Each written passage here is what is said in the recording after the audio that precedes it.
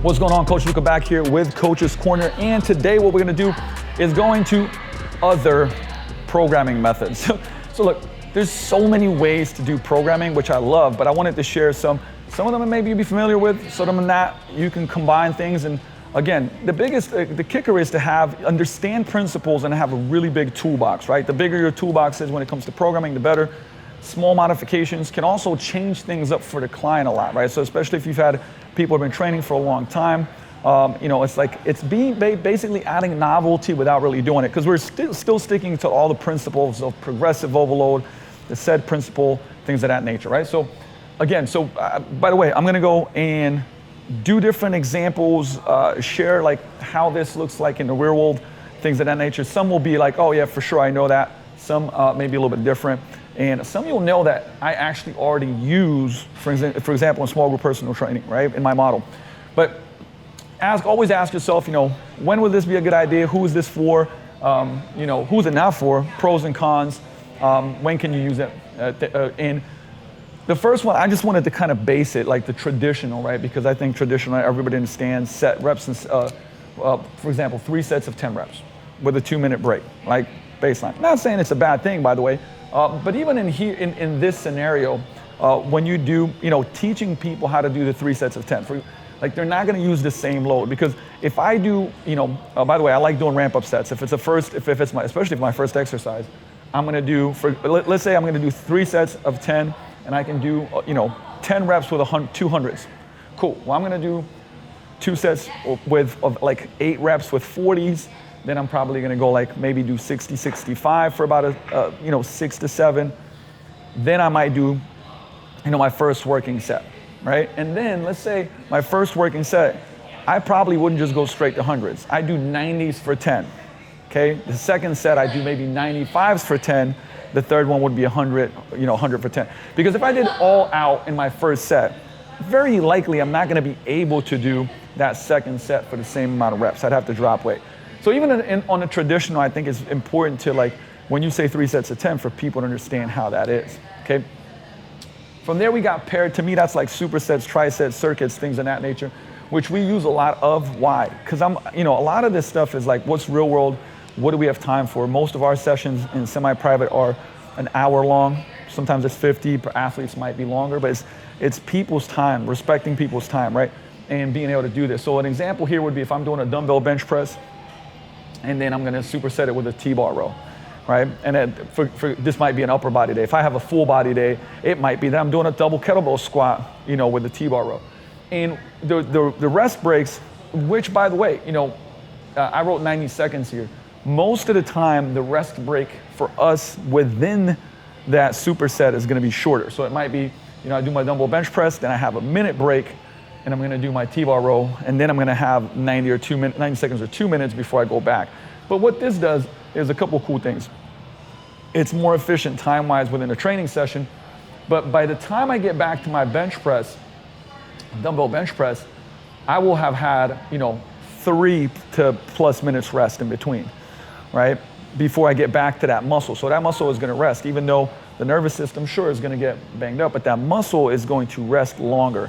Right, so it's effective, it's an efficient thing. And I would say most of our training, so for example, if I give you off the top of my head like a pretty beginner/intermediate program for somebody, they might do trap bar deadlift for 3 sets of 4 with a jump, and then they're gonna have for example, a reverse lunge superset with some type of press, and then a goblet squat with some type of row. Those are gonna be supersets. So the main one is gonna be contrast with a jump, and those are gonna be supersets. Right, so that's where that comes into play. Again, it's circuit style. We'll put it in a circuit. Usually our weak link training at the end of the session. So it might be like single leg glute bridge, upper back band pull apart, and like a hollow hold, right? Again, this is where this comes into play. From there, just in general, I think this is, when you look at volume-based progressive overload, right, on a programming method, with people that have just started, this is my favorite way to go about it, right? So if week 1, and by the way, I gave an example, let's actually wipe these out and go let's say it's 4 sets of 6, because we might go a little bit higher rep, right? Okay, so then we'd start again. I had to do it, but so let's say week 1 we do 4 sets of 6. Then we're gonna go to 4 sets of 7 the next week with the same load, right? With the same load. Then the third week, we're gonna go 4 sets of 8 with the same load. And then week 4, we'd go back to 4 sets of 6 and now increase the intensity, right? But this is a volume-driven progressive overload, okay?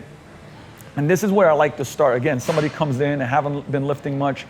That's my preferred way of going about it. Then you have a load, you know, where the foundational is progressive overload, but load is the main marker. So there we might go 2 sets of 8 week 1, right? Then the next week we're gonna go 3 sets of 8 with the same amount of load. So we've increased the volume by 50%, quite a big increase. But then we're gonna go 3 sets of 8 and increase the load, so the intensity, so the weight's gonna get higher. Week 1 and 2, same weight, but we add a set. Week 3, we increase the weight. Week 4, we increase the weight. The cool thing about this, by the way, is you can always rotate it, right? And again, these like, it's sticking to all the principles, but if you've been doing things a certain way, just making certain, like minimal switch-ups can make a big difference. Then we come to escalating density training, which, by the way, I love it. You know, we had Charles Staley come in and do a seminar. I'm gonna go said 14 years ago. I learned about this even before that. And this is where you have a time block, right? And an example here would be take a 10 rep max, okay? And you're gonna do as many rounds as possible of 2 to 3 different exercises. And you're gonna track your total reps in that time. And again, you're gonna increase the load. Once you increase the volume by 20%, you'd increase the load. So take, for example, by the way, if you're gonna take a 10 rep max, you're gonna do about 6 reps with it. So that might seem like, oh, you know, that's not a lot, but the volume's gonna build up. So if you've seen my small group personal training programming, block 2, muscle building is staying with that, I would say, escalating density mindset. So for example, let's say we have a heavy goblet squat, you know, that you could do for a control 10. You're gonna do 6 reps with it. Sometimes we might even do 8. And then we're gonna do a 1-arm dumbbell row, right? So it might be just those 2 exercises. And you'd keep going back and forth until you hit those 10 minutes, 12 minutes. Matter of fact, so when I was training at Vision Quest, now the same thing was like 15 years ago, and we would have 30-minute sessions. And in those 30-minute sessions is like, hey, how do I program to get people amazing results? So I'd have them come in and warm up by themselves. Like I'd give them the warm up, but they'd go through the warm up so that our session would start with actual lifting. And then I would have a strength superset, right? So we'd do, like, for example, a deadlift, right? So maybe a sumo deadlift and a bench press, okay? We do like 3 sets of that. Then we go have 2 10-minute density blocks with 2 exercises. So for example, we might have RDLs and a push press or something like that. And then we might have some type of thing like a goblet squat with a row. And the thing is, people were getting incredible results because in that time, I mean, again, we had those 30 minutes, do something for strength and then build volume. And this model of, as soon as they did 20% more of volume in that time frame, we would up their weight, right? It's very, very simple, works really well. But you got 2 different models that you can use. Fixed time and increased volume, which is the one that I use with small group personal training.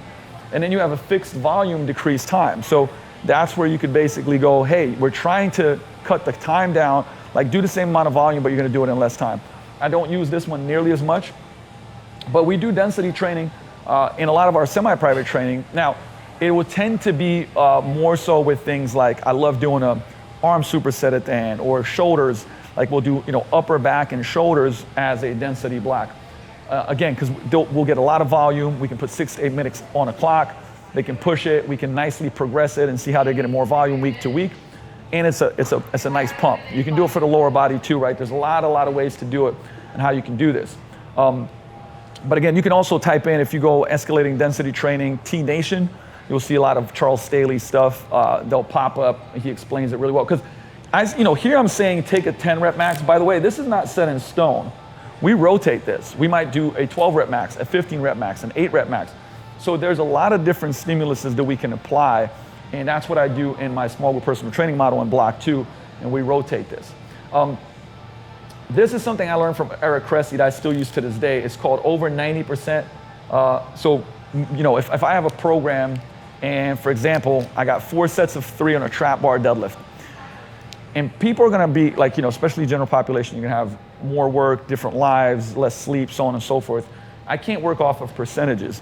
So what we'd end up doing is going, okay, we're gonna work up to your top set of 3 reps for the day, okay? For the day. And then everything over 90% of that counts. So for example, let's say I work up to a deadlift of 405 pounds for 3 reps. That's my best set for the day. Like, I'm like, man, that felt good, but if I go over, I'm gonna start breaking down form, I won't be able to do it. Working up to that 405, I did 315, I did 365, I did 3 for 85, I did 405. Well, anything over 90% of 405 would count. So 90% of 405 is 365 and up.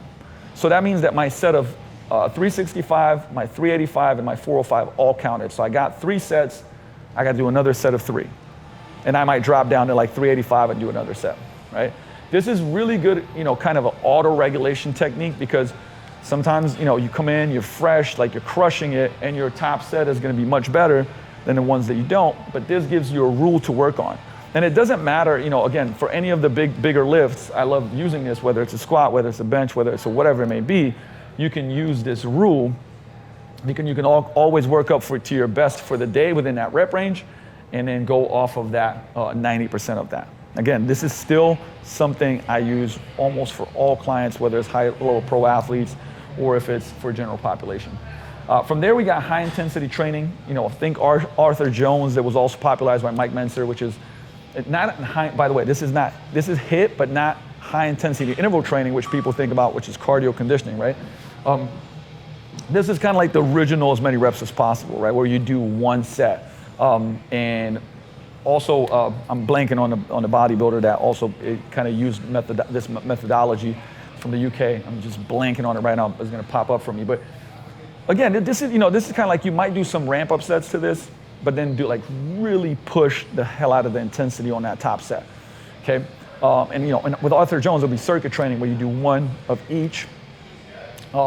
And by the way, it's like it's like Dan John says, what's the best program? It's the one that you're not doing, or like where everything works until it doesn't, everything works for 6 weeks.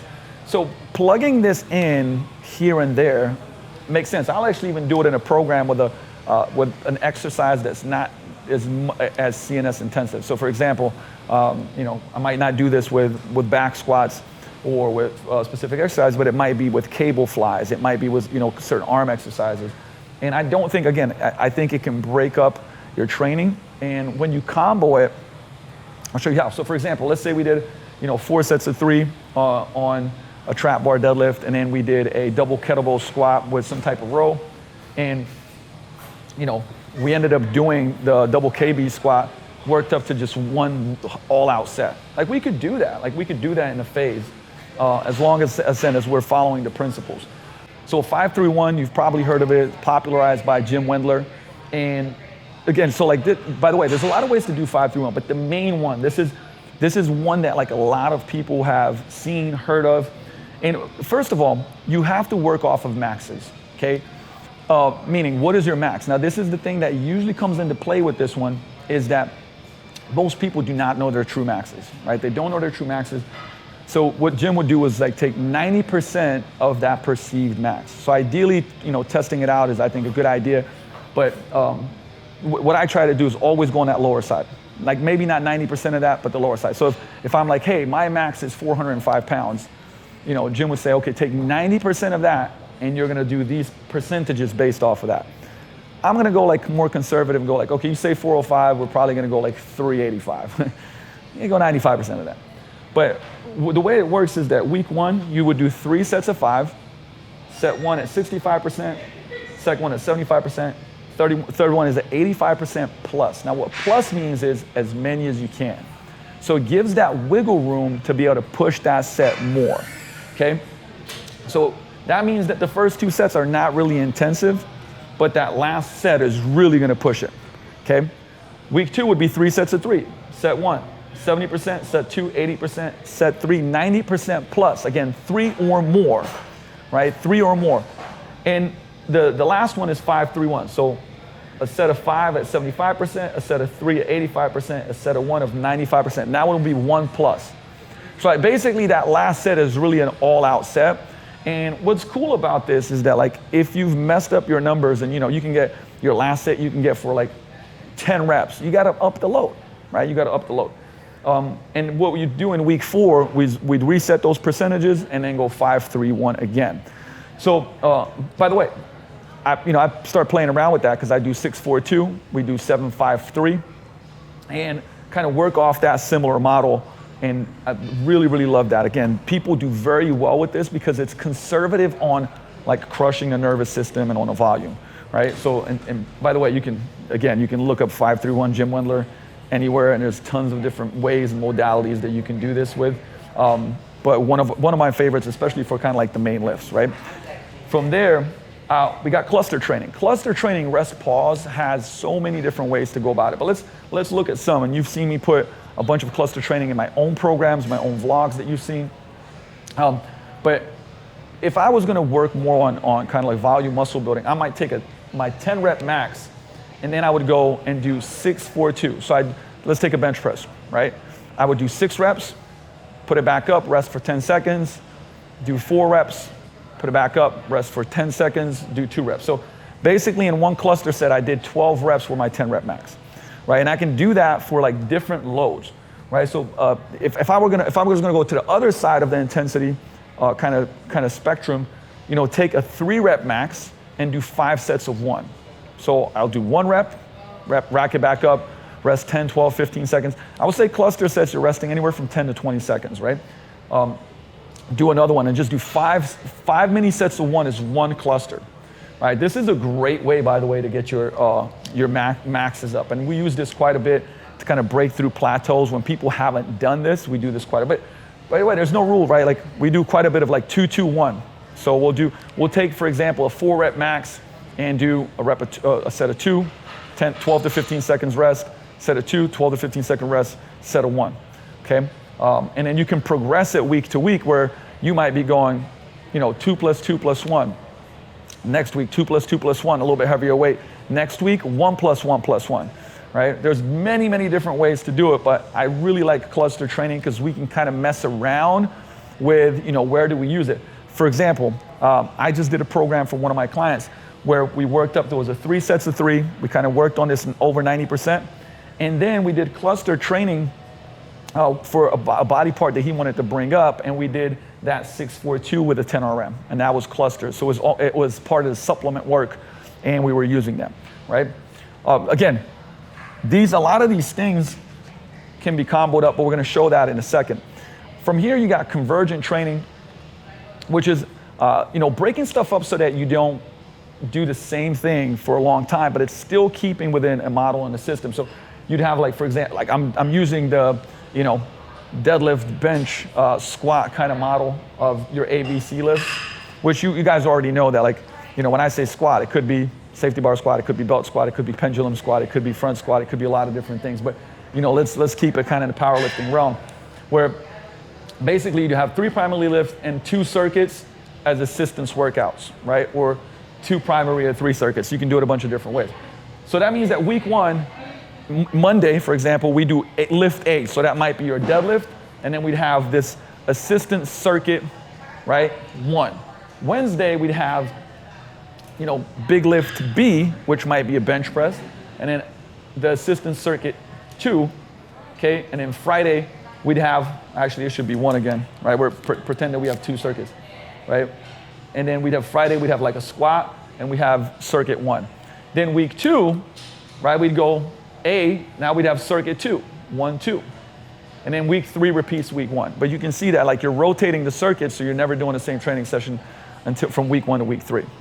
Right, so that would be convergent training. There's a lot of, it's almost like there's a lot of ways that you can change this up, even using some of the modalities that we had on the other side. And now you can see how we can do this. For people that are, so the next 2, which is autonomy. Autonomy means choice, right? I would not do this with beginners. I would usually do this with people that have been training with me for years. But when they do, I really like it. Which means that, like, hey, this load, so example, we're gonna do a front squat, and with this specific load, I want you to get 25 total reps or 24 total reps. Okay, now you can do 3 sets of 8, you can do 4 sets of 6, you can do 6 sets of 4, you can do 8 sets of 3, you can do 5 sets of 5. Right, I didn't even put that one there. But it might be, this is what autonomy means, because they might be feeling a little bit more down. So usually they'd be able to do 4 sets of 6, but now, you know what, they're gonna do 6 sets of 4. So they're gonna take more sets to get it done. But they're still gonna be able, again, and it's their choice. I think this is important when it comes to training. And you have the same thing with the volume, right? Like, so let's say, 5 sets of 5 at 100 pounds is 500 pounds. This is an easy example. And I say, hey, get to 500 pounds volume, right? I want you to get to XYZ volume.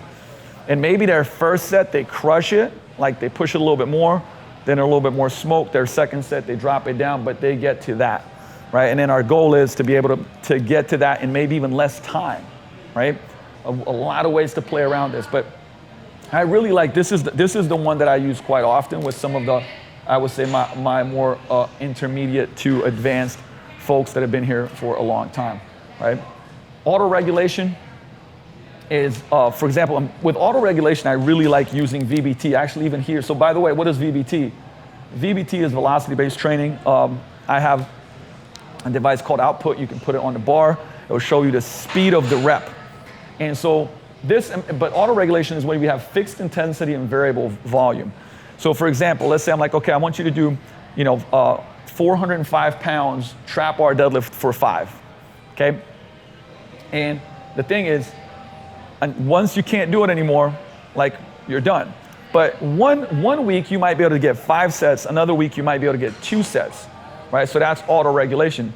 When we use VBT, by the way, I do this quite a bit with athletes, is I'll take a load and go, hey, listen, and we could do that with sets as well, where we go with reps as well, where I say, you have to pull at this speed, and once you're not pulling at this speed and it goes 90% or lower, we end the set, right? But if you don't have VBT, this is a great way to do it. Now, I usually won't let the person do more than 6 sets. Like they might be feeling great and just crushing it, right? We'll kind of end it at about 6. But this is a great way to do it, right? Because I know even for myself, sometimes I'll come in, I'll get 1 set, and it's like, man, that's it. I'm toast, right? And another week I'll be able to smash 5, 6, 4, because I'm feeling a lot better. And so that's auto-regulation. And then again, the combos of this is like endless. And I already used some. Like if you look at small group personal training, I'm using some of these, I would say, intensification methods. Right, so we've done 5-3-1, we've done 4 sets of 4, work up to top set of 90, and then block 2 is escalating density training, right? Well here, if you look at combos, you can easily do 5-3-1 for your main lift, then you do a conversion phase for assistance, so a circuit of supplement work, or you could do EDT, or you could do autonomy. Do you see what I mean? So think about like this puzzle piece where we are still sticking to, I would say, the principles of adaptation when it comes to strength training or volume when it comes to obviously building muscle and things of that nature, but being able to flip this around. So we might be able to just like piece the puzzle together, and the program will kind of feel very different, and we can progress that through a 3-week, 6-week, 4-week block for a client. And a client is going to be like, oh wow, this is different, this is new. And again, we're still going to get them the results. And it goes back to that thing that I said about, what's the best training program? It's the one you're not on, right? Keep progressing, but then make some switches. This just gives you a bigger toolbox. And by the way, if you enjoy this and you want me to do more examples of programming, right? And by the way, this is like pieces of it, but with the understanding of how you can plug it into your semi-private training or your own training. Let me know below if you'd like to see more of this, and then we'll do more of this. And again, stuff that you can use, it's practical, that I'm using here at the facility. And I think that's going to help you out a lot. With that said, Coach Luka out. See you in the next Coach's Corner. Peace out.